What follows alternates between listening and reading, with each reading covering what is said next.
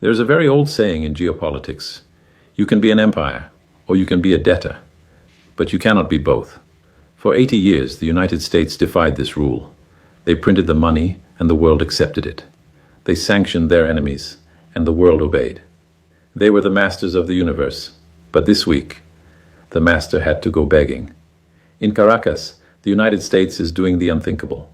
After years of trying to destroy Nicolas Maduro, after seizing his planes, freezing his accounts, and putting a $15 million bounty on his head, Washington is suddenly desperate to make a deal. Why? Because the petrodollar is dying, and they need Venezuela's oil to save it. And in Washington, the new Treasury Secretary, Scott Bessent, is facing a nightmare. He needs to borrow $3 trillion this year just to keep the lights on, but his usual customers aren't buying. So he is forced to look across the ocean to the very country the US calls its greatest enemy, China. Do you see the irony? The United States is currently waging an economic war against the two countries that it needs the most. I worked at the IMF for many years. I have seen this pattern before. When a superpower starts begging its enemies for resources, it is not a 4D chess move. It is a liquidation sale. Today we are going to look at the two desperate deals happening behind closed doors: the oil deal in Venezuela and the debt deal with China. Because if either of these deals fails, the American economy does not just recession, it stops. Let us start with the humiliation in Caracas. If you want to understand how weak the American empire has become, you do not need to look at the GDP numbers. You just need to look at who they are shaking hands with. 5 years ago, the United States declared that Nicolas Maduro was not the president of Venezuela. They recognized a man named Juan Guaido. They froze Venezuela's bank accounts. They seized their airplanes. They even put a $15 million bounty on Maduro's head like he was a cowboy outlaw in a Western movie. The goal was simple: collapse the Venezuelan economy, force a regime change, and take control of the world's largest oil reserves. So, what happened? Maduro is still there, but the American oil strategy is dead. You see, the United States made a catastrophic miscalculation. They assumed that if they sanctioned Venezuelan oil, the world would stop buying it. But the world is hungry. China continued to buy. India continued to buy. And here is the detail that keeps the US Treasury awake at night. They did not pay in dollars. Venezuela became the first laboratory for a post-dollar oil market. They started selling their oil for Chinese yuan and increasingly for USDT crypto.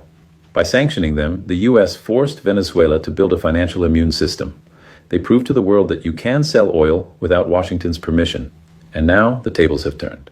While the US has plenty of oil in Texas, it is the wrong kind of oil. It is light sweet crude. But the massive American refineries in the Gulf Coast, they were built 50 years ago to process heavy sour crude. Without that heavy oil, the refineries choke. They cannot produce enough diesel.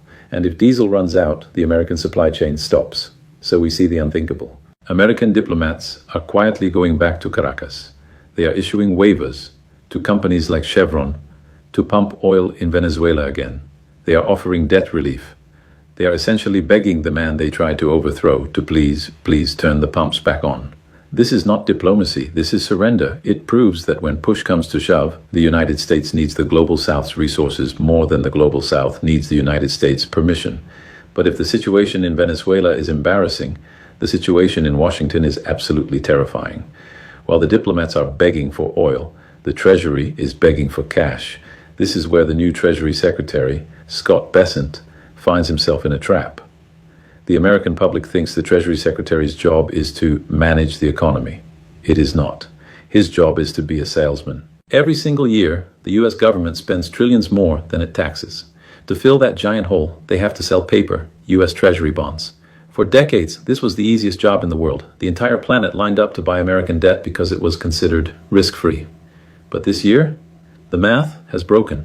The United States needs to sell $3 trillion in new debt just to survive the next 12 months. And the question Mr. Bessent has to answer is, who is going to buy it? He looks at Japan, traditionally the biggest buyer. But Japan is in a currency crisis. They are not buying American debt. They are selling it to save their own yen. He looks at Europe. They are stagnant, fighting their own recession. He looks at the American banks. They are already stuffed full of government paper, sitting on unrealized losses. There is only one buyer left on the planet with deep enough pockets to bail out the United States, China. And this is the absolute comedy of the American position. On one hand, you have the politicians screaming about a trade war. You have threats of 60% tariffs. You have generals talking about conflict in the Pacific, but quietly behind closed doors,